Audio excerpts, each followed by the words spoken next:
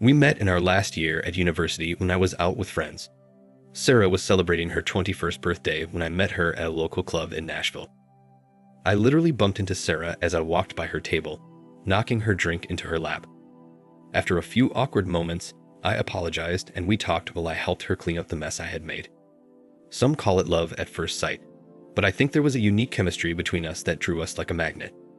From that night on, we dated and were never apart again. A year later, we were married and began our life together. My name is Jonathan and my friends call me Johnny. I have a degree in accounting and became a certified public accountant at a large accounting firm in Atlanta, where Sarah and I settled near our family.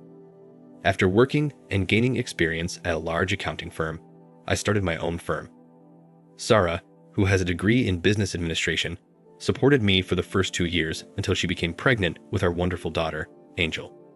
Sarah and I had a fairy tale relationship. We were still madly in love and spent all our time together. When Angel came into our lives, we extended our love to our wonderful daughter. For the next 10 years, we lived a typical family life, with me working hard to grow the business and Sarah taking care of the house and raising our daughter. Sexually, we were happy and made love at least 3 times a week. I say we loved each other, and that's exactly what it was, love. Our feelings for each other were deep and sensual. We never experimented or had hard sex because we respected each other and never wanted to do anything like that. Sarah enjoyed being orally stimulated and I liked giving it to her. But she wasn't a big fan of having my cock in her mouth and only did so on special occasions. Probably less than 10 times during our marriage. I never pushed her as I was content with our life and enjoyed our relationship. What I loved about Sarah was how attentive she was of all times. From the day we set our vows, she'd kiss or hug me, take my arm or hold my hand whenever we were together. The intimacy in our marriage was incredible, and I loved every second of our closeness. Our friends always laughed at us and said it wouldn't last forever. But after 10 years of that affection, they finally realized we were a special couple. When Angel was 10 years old, Sarah said she wanted to go back to work. Now that Angel had a routine and came home from school every day at 3:30 p.m., Sarah explained that she did not want to sit at home every day, but wanted to go back to the real world. After hours of discussion, we agreed and developed a plan that would ensure Angel continued to get the attention a 10-year-old girl needed. Sarah found a job as a personal assistant to William, a lawyer 10 years her senior. The hours were good, and Sarah loved having adult responsibilities, which was good for her ego and confidence. She was no longer a housewife, but a businesswoman and mother. I saw how happy she was with her work and supported her.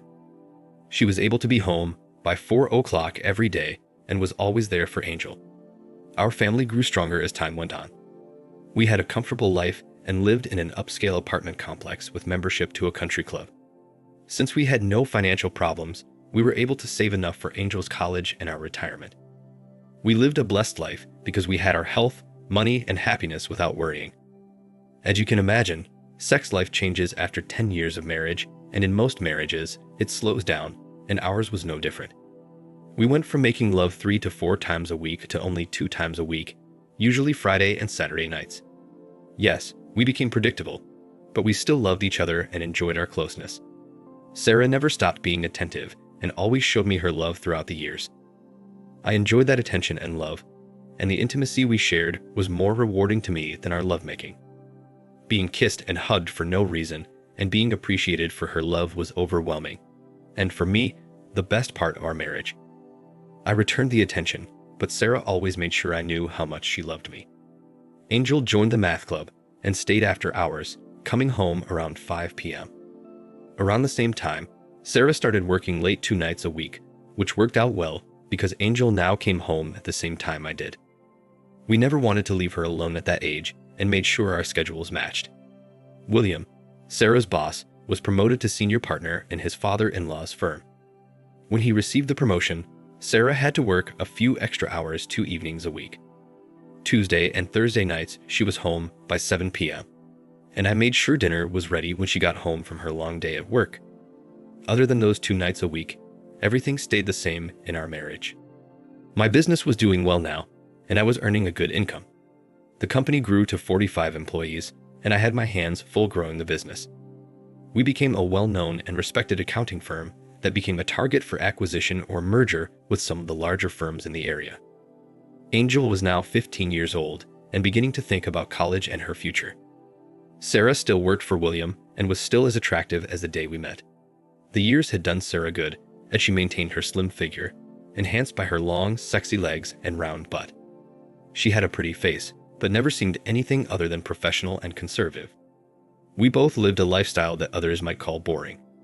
We spent most of our time together at home or going to the movies or a family event with our daughter, and were always together as a family, never going out alone or without each other as a couple. I received a call from William, her boss at work, informing me that Sarah was to be honored for an award at a banquet the next month and that I and Angel were invited to attend. I proudly accepted the invitation and told Angel that her mother would be receiving an award for excellence in her profession. Since the award was a surprise, they wanted us there. Usually, these meetings were for staff only, and we were asked to keep it a secret until the award ceremony. In the last 5 years since Sarah started working for William, she has done excellent work that seemed to make her happier at home and boost her self-esteem. I know she worked hard and was well liked in her company, and now to hear that they wanted to show their appreciation made Angel and me proud. Sarah told us about an upcoming business meeting at the Ritz-Carlton downtown and that she had to work late and give a presentation to the entire company. She was looking forward to giving the presentation and had spent many hours on it in the weeks leading up to the event. At the time, she did not know we were invited or anything about her award, and Angel and I kept our secret. We could hardly wait for the event and Sarah's award. I took Angel shopping for a new dress, and I bought a new suit to make sure she would be proud of her family at the award ceremony. Sarah wore a knee-length dress with a back cutout that looked professional but still showed off her beautiful curves. She was an attractive woman and still desirable at the tender age of 37. Before the limo picked her up to make arrangements for the meeting, Angel and I hugged her and wished her luck for her presentation that evening. We had 2 hours to get ready after she left for the event, and we both got dressed on time and left to be at the event about 30 minutes before Sarah's talk. One of the hosts greeted us and seated us at a table in the middle of the room with a clear view of the stage. Angel and I were given special treatment, and everyone told us how much they loved Sarah and how delighted they were to meet us. We felt so welcome and happy to be there for our wife and mother. The lights in the audience dimmed as they began the introductions on stage. The spotlights flickered as the first speaker introduced the firm's founder, the CEO, and then William, the senior partner. William gave a brief speech about the company's successful year and then introduced Sarah, who was to share some of the past year's successes. Sarah came on stage looking as beautiful as ever, and I saw how proud Angel was when she saw her mother begin her presentation. In a professional and practiced voice, Sarah talked about the great year the company had had, their successes, and the future projects they were working towards. She spoke for about 10 minutes, and when she was done, she handed the stage back to William. But before she left, Williams took her in his arms and held her next to him as he spoke. Ladies and gentlemen, before Sarah leaves the stage, I would like to say a few words. Sarah and I have worked closely together over the past 5 years, and Sarah has become an integral part of our organization and my work life. I am convinced that without her, we would not have achieved some of the successes she has outlined today. It is my great honor to honor Sarah tonight with our highest honor, the Chairman's Club Award. This award is only given to employees who go far above and beyond the call of duty and are recognized for their commitment to the company. She received a large plaque and an envelope containing $10,000 award. With tears in her eyes, she accepted the check, hugged William, turned to the audience, and thanked everyone. Angel and I had tears in our eyes because we were both so proud of her mother. The people at the table all hugged me, and it was one of our happiest evenings. We were both bubbling with pride and could not stop smiling. The lights came on, and it was time for a drink. I took my daughter's glass and told her I'd be right back as I walked to one of the bars on the side of the room. The lines for drinks were long, and I saw an empty bar near the stage and walked over to get a double Jack and a soft drink for Angel. Feeling happy and generous, I smiled and threw $5 in the tip jar, took my drinks, and turned to go back to my table. It was at that moment my world imploded. On the way back, something caught my eye, and I turned to see what it was. Behind the curtains, protected from the gaze of others, a couple was hugging and kissing. I thought this was strange and out of place at such an event, but thought nothing more of it until I recognized the dress. It was the same dress Sarah had worn that night. I turned around once more and froze in place. The couple I was looking at was still engaged in a heartfelt kiss. The woman had her arms wrapped around the man's neck, and the man's hand was caressing her buttocks unhindered. The way they embraced made me realize that this was not the first time they had shared this intimacy. The couple obviously felt safe behind the curtain and allowed for intimate feelings. I felt like I was having an out-of-body experience as I watched the action. Still frozen, with 2 drinks in my hand and my mouth open, I watched the two until they finally separated and confirmed to me that it was indeed the love of my life, giving a very romantic kiss to her boss, William. At that moment, I dropped one of the drinks, which attracted the attention of the lovers. When she saw the man staring at her, I saw a shocked expression on her face. At that moment, I felt myself returning to my body and regaining my senses. I was speechless, feeling my stomach sink to the floor and a sudden deep pain in my heart. Not knowing what to do, I simply turned around and walked back to my table with the remaining drink in my hand. At the same time, Sarah came running after me and was just able to reach me before I reached our table. Honey, I just found out that you and Angel are here for the awards ceremony. Thanks for coming, sweetheart. What you just saw wasn't what it looked like, honey. We can talk later, okay? I just nodded and went to our table, where Sarah appeared and was congratulated by everyone. Angel gave her a big kiss and a hug and was so happy for her mother. I was still in shock and just sat there quietly with what I assumed was a sad expression on my face, not saying a word. Sarah said she had a few more things to do and would join us again soon. Angel noticed my change in attitude and tried to ask me what was wrong. I just shook my head and said nothing more for the rest of the evening. It was clear that I was distraught and no longer happy to be there for everyone around us.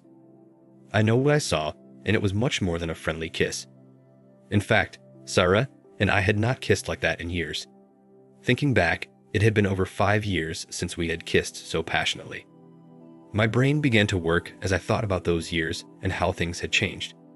I knew there was going to be trouble, but at that point, I was not sure exactly what it was.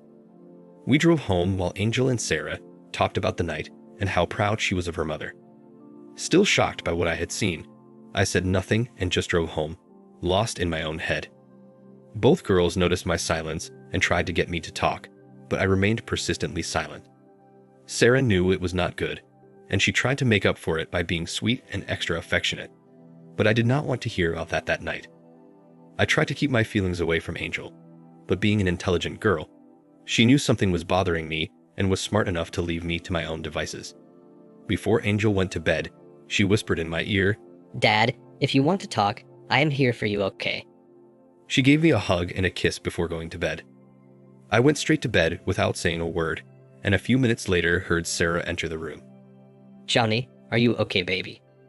After a full minute of silence, she asked, Honey, do you want to talk to me? Her voice told me she was nervous. As she climbed into bed and tried to hold me, I turned my back to her. Listen, I know what that looked like, and I'm so sorry. I don't know what to say, but it wasn't what it looked like. Please talk to me.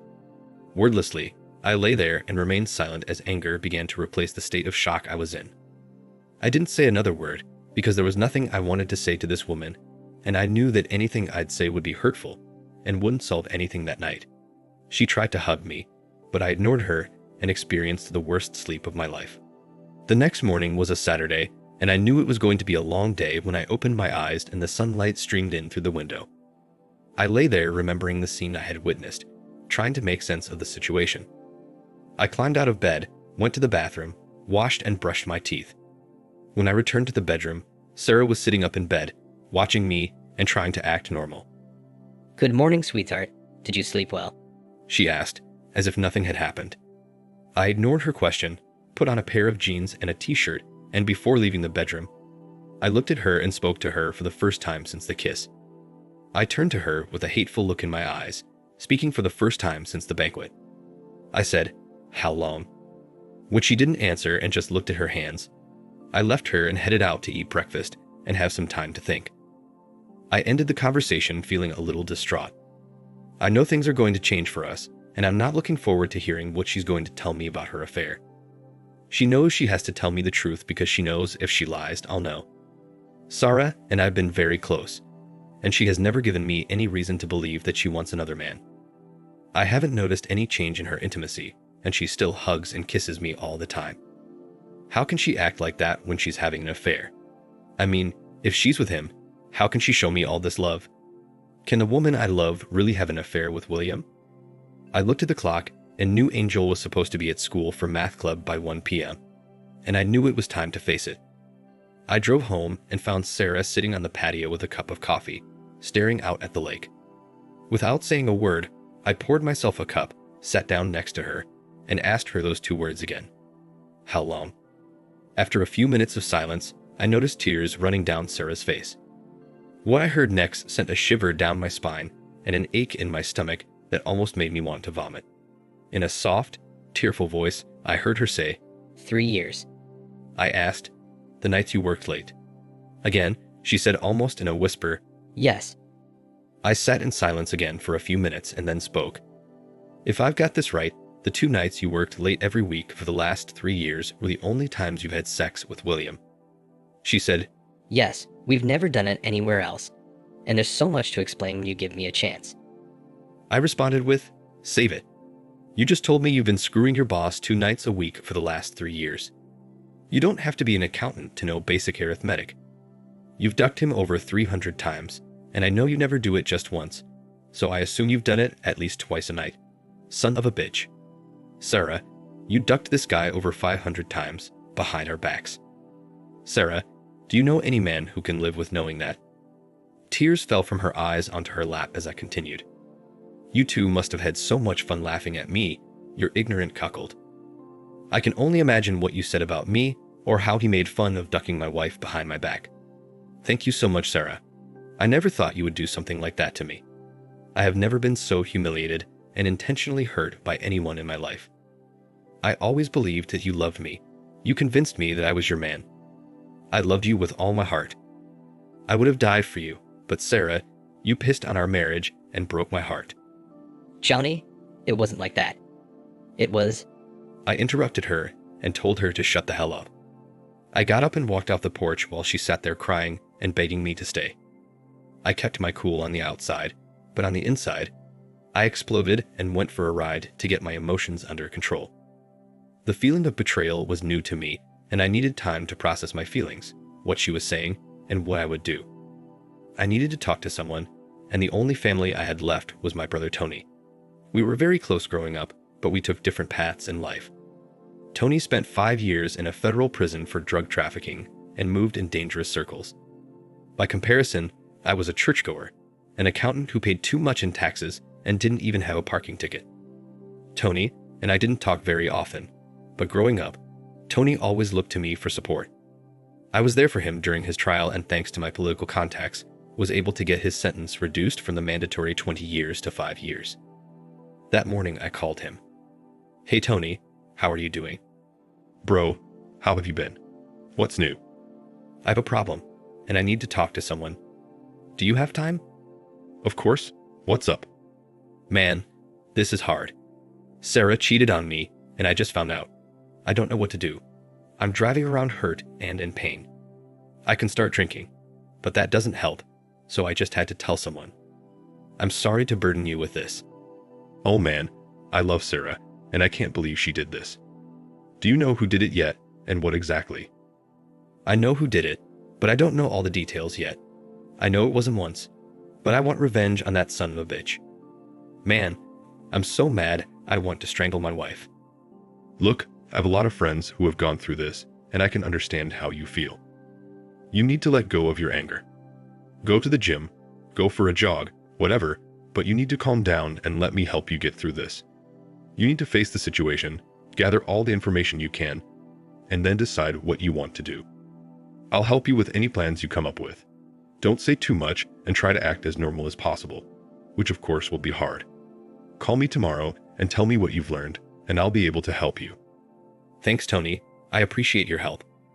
I'll call you tomorrow, I said, ending the call. On the drive, I passed a mattress store and had my first idea. I parked in the lot and made the first move. I had no intention of leaving the marriage until Angel was in college, which meant I'd be married for the next 2 years. There was no way I was going to sleep with Sarah again, and I'd be damned if I left my bedroom, so I had my first action plan, which made me realize there was a lot more to do. After meeting with the salesperson, I told them I'd pay full price if they could deliver the 2 full-size beds I had just picked out, along with all the furniture, including the headboard and all the hardware and assembly. I paid an extra $100 to have the current king-size bed dismantled. I paid, and we arranged delivery for 4 p.m. that afternoon. I texted Angel to let her know I'd pick her up, drove to her school, and waited in the parking lot. We went to lunch, and I gently explained to her that there would be some changes in the house in the near future. What happened at dinner last night, Daddy? I know something happened. I'm not stupid. Please don't keep me in the dark. It's not fair. You've always been honest with me, so please don't change. Okay, that's fair, and since it's going to be difficult, you have a right to know. I caught your mother and her boss kissing backstage. Dad, he was probably just congratulating her. Come on, you can't be that mad about a kiss. After I confronted her, she admitted that she's been having an affair with him for 3 years. That's something I can't fathom, and that's why our relationship has changed forever. Are you going to divorce her, Dad? Not yet. I'm still sorting it out, and we'll stay married, but it'll be different, and you have to be strong and not take sides. She's your mother and she loves you, and that's between her and me. You have been a blessing to us and a perfect daughter. I don't want your life to change just because your parents made mistakes. But I ask you not to judge us and just know that we love you more than anything. She was crying now and told me she knew it hurt me. I didn't want her to feel bad, but she was right. She needs to know why life is changing in our house. Sarah was surprised to see us come home together, and she could tell by the look on Angel's face that I had told her. Angel gave her a nasty look and went into her room without saying a word to her mother. You told her. She knew something was wrong, and she has a right to know. Things are going to change for us, and she should understand why. You can explain it to her when she gets over the shock. What do you mean things are going to change? You're not going to divorce me, are you? Not now. I want to see how things turn out, and besides, I wouldn't do that to Angel. Things are definitely going to change, starting today. Johnny, you have to let me explain what happened and try to understand. You're my husband, and I love you.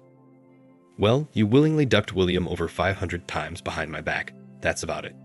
Sarah, I don't know what you can say that a self-respecting man could accept. Do you really think I'm such a weak man? Obviously, you haven't thought this through. You know, what breaks my heart is that I can no longer enjoy the intimacy I used to love and look forward to. I'll never go to bed with you again, and I'll miss making love to you, but not as much as your little kisses and hugs. This is going to hurt me a lot. Other changes are inevitable since you broke your marriage vows and our marriage contract. Like you, I'll no longer be faithful to you and will look for other lovers. Of course, I've never thought of doing that before, so it might be a while before I meet some nice women. You can keep seeing your lover, because you'll never get anything from me again. It was as if she had received a blow on the head and physically withdrew from my remarks. She lost her balance and dropped onto the couch, startled. Sarah had obviously not realized the consequences of her adultery. Johnny, you must not see other women. That would destroy me, and I will not let that happen. I love you. What happened is not like that. I know it sounds bad, but let me try to explain. Sarah, 500 fucks behind my back, and suddenly you realize that your whorish behavior could have consequences. Yes, Sarah, you changed everything. Do not forget that all this happened because of your cheating, lying, and infidelity. At that moment, the bell rang at the right time because the surprises continued. I let the installers in and showed them the bed that was to be removed. They set to work and began to dismantle it. What's going on here? Who are these men? Well, Sarah, since I'm never going to sleep in the same bed with you again, I thought it wouldn't be fair for either of us to move into the guest room, so I bought 2 big beds. Right now, our bed is being removed and then the new beds will be put up. There's a 90 sleeper swap for your mattress, so if you don't like the one I bought for you, you have 3 months to pick one you like. We're going to sleep in separate beds. Yes, it's not fair for either of us to give up our wonderful bedroom. Since we won't be intimate, I definitely don't want you in my bed. I can't believe you're doing all this. Yeah, and I can't believe you ducked your boss 500 times behind my back, so we're even. I said as I watched the men remove the bed we had enjoyed for so many years, with feelings of pain and regret. Regret that I was married to a cheating slut. The next day, I called my brother and our conversation went like, "Tony, I can't believe what I've learned. My wife, Sarah, has been sleeping with her boss twice a week for the last 3 years. The way I see it, she screwed the guy over 500 times behind my back. I must be the blindest man in the world. She has humiliated me in ways I can't even imagine, and I don't even know what to do." Who is this guy? Her boss, William Aston. That sucks. Sorry, bro. What do you want to happen? I want him to suffer, and I want him to suffer in the worst way possible. This guy ducked my wife for years and sent her to my bed. He cuckolded me and humiliated me for 3 years, and I can't live with that. What about Sarah? She's dead to me. I'm going to divorce her when Angel is in college and destroy her before I leave. Right now, she's going to live a lonely life because I'm shutting her down. If she tries to divorce me before Angel goes to school, I'll ruin her career and expose her depravity in front of everyone. Dude, you're in trouble. If you want, I'll take care of Mr. Aston, and you take care of things at home and try to keep it all together. Tony, I don't want you to get in trouble, so don't do anything you could get arrested for. Do you understand me? Sure, brother. Don't worry about it. We'll talk again soon. The following weeks were stressful at home. Sarah tried to engage me in conversation, but I refused to answer her more than a word or two. I could tell she was frustrated and tried to help me forgive her, but I was still hurt, angry, and unyielding. I buried myself in work, came home late every night, and wasn't home on the weekends. Tensions were high, and everyone was walking on eggshells waiting for me to explode. When I came home one night after a long day at work, I found Sarah in her bed waiting to talk to me. After all these years of sleeping with the only woman I loved, I was now sleeping in a bed just a few feet away from my Sarah's. It was sad, and I wasn't sure how I was going to do this for the next 2 years until Angel left for university. After my shower, and as I lay down in my bed, she spoke. "Johnny, how was your day?" "Good," was all I said. "Johnny, I've been thinking, and I want to discuss some things with you and see what you think. I know you want nothing to do with me, but I still love you, and I want to try to make things better, even if it's just small steps. I've been thinking that maybe I should quit my job. We really don't need the extra money, and I can spend time being here for you. What do you think, baby?" As hard as I tried to keep my anger under control, when I heard her call me baby and try to take advantage of her intimacy, I just flew into a rage. I sat up and spoke in a nasty voice as she looked at me with a stunned expression. "Listen, Sarah, I don't give a shit what you do. Work, don't work, duck your boyfriend, find a new cock to duck, it's your life, do what you want. And don't call me baby, honey, or anything other than Johnny. The more I think about it, you should keep your job and your 2 weekly duck sessions with William because you'll never have me again." I said with tears in my eyes as I rolled over and laid my head on the pillow. I heard Sarah start to sob as she began to understand how much her betrayal had hurt. "Johnny, you don't have to say anything, but please just let me talk. I can't tell you how bad I feel and how sorry I am to have done this to you. I want you to know that I never stopped loving you. The pain I've caused is beyond anything I could have ever dreamed. Not being able to touch you, kiss you, or hug you is killing me. The coldness I feel from you has broken my heart. Yes, I miss you in bed, but I can't live without your touch and love. I don't know what to do or how to fix this, but I don't want to lose you. Please know that I'm here when you're ready to talk or ask something, and I'm ready to tell you everything. Johnny, the tensions in the house are toxic, and I'm afraid they're getting to Angel too. She's spending more and more time with her friends and doesn't want to be here anymore. I was thinking that maybe we could do some counseling to find a way to live together without this hatred. Would that be something you'd consider? I don't expect an answer, but think about it. If not for me, then for Angel. I know it's my fault, but it's not fair to her. She'll be gone in a few years, and we don't want her to spend her last years in a hateful house." I sighed and realized she was right. Angel was living through this nightmare, and it was not fair. After a few seconds, and to Sarah's complete shock, I answered her. "Okay, make an appointment, and I'll go. But let me be clear, I'm doing this for Angel, not you." Sarah smiled and felt that she had made some progress. Her tears were now tears of happiness. In fact, the next evening, Sarah told me she had found a therapist and would meet with her alone the next day. She said we had set up a couples meeting for Friday at 3 p.m. I knew Sarah was right, and if I did not want to spend 2 years divorcing her, we had to find a way to live in peace. Angel was all excited when she heard we were going to counseling and hoped there would be a way to get her family back.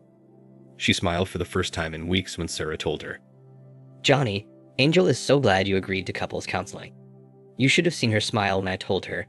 She said that night when I got home from work.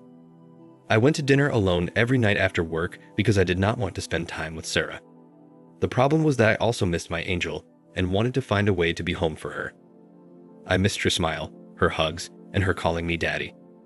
Sarah went to her solo counseling session and was wiped out that evening. When I got home, I found that she had been crying, and I realized that it was probably hard to tell someone that they had cheated on our family for years. Somehow, I had no sympathy or compassion for the woman who had broken my heart. My brother Tony called me later that week to tell me what was going on. He explained that he was still owed some favors from his former acquaintances, and that the debt they owed him was not in cash, but in favors for what he had done for them. He told me not to bother, that everything was in control. After contacting one of his associates, Tony explained the situation. They understood and told him they would take care of it and let him know when it was done. Tony explained that they did want to hurt him, and they wanted to leave it so he would remember it for the rest of his life. He left it in their hands, and he knew it was not going to be pretty. Tony gave them the man's name, the place where he worked, and his phone number. That was all they needed. I guess, when Sarah told William that I had found out about their affair, he was heartbroken. He loved Sarah and the way she made him feel. Apparently, they considered themselves a couple when they were together and shared their love during that brief time alone. After their affair became a habit, neither of them believed that their few hours a week could hurt anyone. They were simply two friends spending some time together.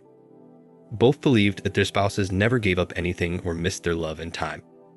It was only a few hours a week, and neither spouse missed their short time together. It was the perfect relationship that gave them the excitement and extra love that had been blunted by many years of marriage. After meeting Dr. Winters, the counselor, we began our session. It went exactly as I expected, and I listened as the counselor began the conversation. Johnny, Sarah, and I met this week, and she explained everything to me, and I explained to her how things work in our sessions. I thank you for coming and trying to find a way back. Please be honest with your answers and understand that everything that is said here stays here. I have heard everything and nothing you say will shock me. I am saying this so you feel comfortable speaking openly to a complete stranger. I nodded and waited to see where this would lead. Sarah, please tell Johnny what you hope to get out of these sessions. My cheating wife looked over at me with tears in her eyes and said, Johnny, there is so much I want to tell you. I want to bring our family back together. I want to touch you and love you again. I want to find a way back to you and have everything the way it used to be. I must say, her emotions were moving, and I felt she meant every word. It was hard to watch her in her pain over losing my love, but I controlled myself and sat quietly while she took a handkerchief and wiped her eyes. The doctor asked what I would like to take away from these sessions. I said I would like to find a way to get the number 500 out of my head. If we can do that, then I think we can get back to some kind of normalcy. I saw Sarah wince and look away when she heard me say 500. Mr. Park, I do not understand what that number mean, and why is it so important that we get it out of your head? Well, Dr. Winters, I said in a sarcastic tone, I thought you had a session with Sarah this week, so the number should have come up. I looked over at Sarah and asked, Sarah, did you leave that little detail out? Please, Mr. Park, this is not helpful. Can you please explain yourself and the number 500? Okay. As you know from my past, I am an accountant and numbers are important to me. What my beloved wife did not tell you is that in the last 3 years, she has allowed William to duck her over 500 times. That number is burned into my brain, and whenever I see it, that's the first thing that comes to mind. She ducked this guy 500 times behind my back and brought him to our bed every time. Silence reigned for several minutes while everyone calmed down again. Mr. Park, I understand your pain, but that language is not necessary here. It is hurtful and not necessary. I apologize, and it will not happen again, but it was necessary to express my pain and my point of view. Sarah cried and repeated, I am sorry. I am so sorry. I finally relaxed as my outburst reduced my anger. Again, I would like to apologize for my outburst. To answer your question, I want to find a way to forgive Sarah to the point where we can have a home without hate and anger. We have a daughter who does not deserve to suffer the consequences of my wife's affair. I want to find a way to live together in peace. Thank you, Mr. Park. Over the next few weeks, I managed to speak in a friendly tone without the venom. Things at home were much better. Not good, but better. Angel was home more often. We went out to eat, went to the movies, went out with friends, and tried to be a normal couple.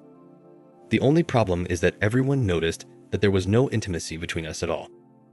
I never held her hand, we never kissed, and I never let her hug or touch me. Several friends asked Sarah what was wrong because our affection was the exact opposite of what everyone had seen in the last 15 years. It was obvious that we were having a hard time, but we kept going. 2 weeks after my first couples session, there was an intrusion at William's home. Some men came in, and without wasting too much time, and without disclosing the reason behind their coming, they gave him a nice beating in the presence of his wife and left immediately. He was later taken to the hospital. When Sarah heard about William's incident, she was thunderstruck. Sarah knew that I wanted revenge and was somehow involved. That night, when she told me how someone had broken into her boss' house and attacked him, she watched for a reaction. She saw a small grin flit across my face as I replied. "Wow, that's something," was all I said as I continued to read the book in front of me. Is that all you have to say? Her tone and comment struck a nerve as I looked up and glared at her. "Oh, I am so sorry your lover got hurt.